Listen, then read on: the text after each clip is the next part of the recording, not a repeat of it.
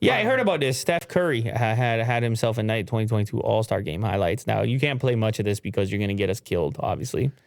But He killed it. He was sinking threes. Twitter was lit up. They're like, Steph Curry's the guy.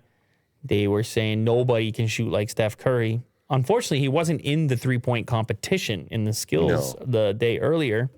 But he's a busy guy. He can only really come out here and do the one-day thing. And he didn't even need it. He could just come to the game and put up his three-point record. So how many total three-pointers was it, Will? I wasn't sure, but he got 50 points. And he got the MVP award, which is now named after Kobe Bryant. I'm sure we can figure out how many threes he got, though, Will. A lot of goosenecks.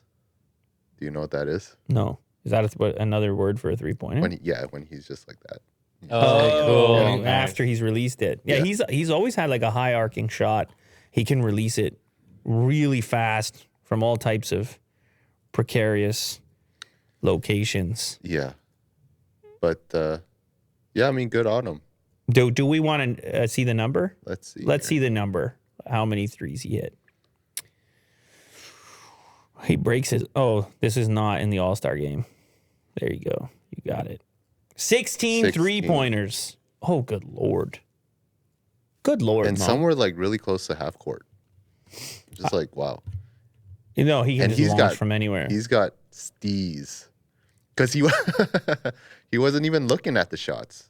He would just like shoot it, and then he would look back. And then it's like, yeah, that's it. We need to talk about the word you just used, though.